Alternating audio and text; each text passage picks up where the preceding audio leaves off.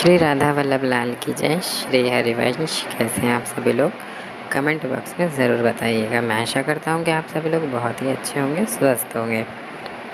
आज के इस वीडियो में हम बात करने वाले हैं शारदीय नवरात्रों में घट स्थापना कैसे करनी चाहिए। तो मैंने आपसे पहले ही लास्ट वीडियो में बोला था कि इस चैनल के साथ जुड़े रहिएगा, क्योंकि शारदीय नवरात्रों से रिलेटेड बहुत ही ज़्यादा इंटरेस्टिंग वीडियोस आपके सामने मैं लेके आने वाला हूँ। तो आज उसी सीरीज़ का दूसरा वीडियो है। आज की वीडियो में हम घट स्थापना के बारे में बात करेंगे। देखिए, बहुत सारे लोगों का एक कमेंट हर बार आता है कि क्या घट स्थापना करना आवश्यक होता है। तो देखिए, जो पूजा का एक प्रॉपर नवरात्रों का विधान है, उसमें घट स्थापना, अखंड दीपक, ये दोनों चीज़ें कंपल्सरी होती हैं। अगर आप नवरात्रों में माता की चौकी लगाना चाहते हैं तो आपको घट स्थापना करना, जवारे बोना और अखंड दीपक प्रज्वलित करना, ये कंपल्सरी होता है। इसमें आपके पास ऑप्शंस नहीं होते हैं कि करना है या नहीं करना है। अगर आप चौकी लगाना चाहते हैं तो ये आपको करना पड़ेगा। अगर हम बात करें कि कलश हमें किस प्रकार का लेना चाहिए, तो आप धातु का कलश भी ले सकते हैं और आप मिट्टी का कलश भी ले सकते हैं। अगर आप मिट्टी का कलश ले रहे हैं तो एक चीज़ ध्यान रखिएगा कि फिर आप एक बार उसे यूज़ कर लेंगे 9 दिन, तो फिर आप उस कलश को किसी भी अन्य पूजन में यूज़ नहीं कर सकते। लेकिन अगर आप धातु का कलश यूज़ कर रहे हैं तो फिर आप उसे धो करके किसी भी पूजन में अगेन यूज़ कर सकते हैं। धातु का कलश धुलने के बाद दोबारा से शुद्ध हो जाता है और मिट्टी का कलश एक बार यानी कि वन टाइम यूजेबल ही होता है। एक बात मैं आपसे और कहना चाहूँगा कि अगर आप मिट्टी का कलश यूज़ कर रहे हैं तो एक चीज़ ध्यान रखिएगा कि आप जिसमें जौ बोएं वो पात्र भी आप मिट्टी का लें, कलश भी मिट्टी का लें, और ऊपर से जो हम पूर्ण पात्र रखते हैं जिसमें हम चावल, गेहूँ, कोई अनाज भरते हैं, उसे भी आप मिट्टी में ही लें। और अगर आप धातु में ले रहे हैं तो फिर आप उसे धातु में ही तीनों पात्रों को लें।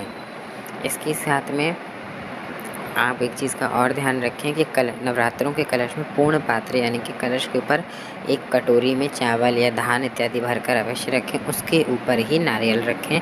डायरेक्ट नारियल रखना अशुभ माना जाता है।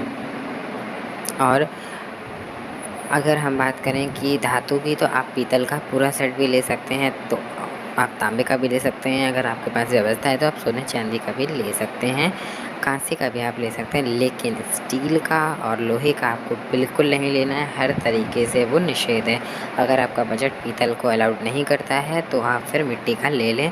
100 से 150 रुपये में आपकी तीनों चीज़ें आ जाएंगी। इसके बाद में हम बात कर लेते हैं, जो जवारे होते हैं यानी कि जयंती होती है, वो बहुत सारे लोग बांस की डलिया में लगाना पसंद करते हैं। तो अगर आप ऐसा करना चाहते हैं तो पहली चीज़ तो बांस की डलिया आपकी नई होनी चाहिए। दूसरी चीज़, आप उसमें एक अच्छा सा सूती कपड़ा बिछाएं, फिर मिट्टी डालें और उसे एक थाली में रखें, क्योंकि जब आप जौ पे पानी डालेंगे तो वो मिट्टी बहेगी और आपकी चौकी के आसपास बहुत सारी गंदगी हो जाएगी। दूसरी चीज़, मिट्टी को बहुत ही ज़्यादा हल्का रखें, उसको एक बार पहले छान लें और मिट्टी में जौ को बहुत गहरा ना दबाएं, नहीं तो वो नहीं निकलेंगे। और एक रात पहले या डेढ़ दिन पहले कम से कम आप जौ को पानी में फूलने के लिए डाल दें, जिससे वो अच्छे से फूल जाएं और निकलने में कोई भी प्रकार की समस्या ना हो। इस चीज़ का आपको विशेष ध्यान रखना चाहिए। इसी के साथ में हम बात अगर करें कि हमारा कलश गिर जाता है, तो जब आप कलश को स्थापित करें पहले दिन, जब तक आप आसन पर बैठे हुए हैं, आप अच्छे से बार बार हिलाकर देख लें। और एक चीज़ का और ध्यान रखें, जब आप मिट्टी में एक जगह बनाएंगे ना कलश को रखने के लिए, उसमें जौ ना डालें, जिससे जौ नीचे से अंकुरित ना होंगे नहीं, तो फिर आपका कलश गिरेगा भी नहीं। क्योंकि ये शिकायत आती है कि जौ अंकुरित होने के कारण कलश गिर गया, लेकिन अगर आप इस तरीके से करेंगे तो आपका कलश अवश्य ही नहीं गिरेगा। और कलश को अगर हम देखें कहाँ रखना है, देखिए, अगर आपने सामने माता रानी की स्थापना की है तो आपका जो सीधा हाथ है उस पर आपको अखंड दीपक की स्थापना करनी है, और आपका जो उल्टा हाथ है उस पर आपको कलश की स्थापना करनी है। और अगर हम माता रानी के उससे देखें तो माता रानी के सीधे हाथ पर आपको अखंड दीपक की स्थापना करनी है, और माता रानी के उल्टे हाथ पर आपको कलश की स्थापना करनी होती है। कलश में पूर्ण पात्र रखना और नारियल रखना अनिवार्य होता है। नारियल को हमेशा कपड़े में लपेट कर या फिर मौली से बांध कर रखें और हमेशा नारियल की आँखें अपनी तरफ करें, उसे ऊपर की तरफ ना करें या उल्टी तरफ ना करें।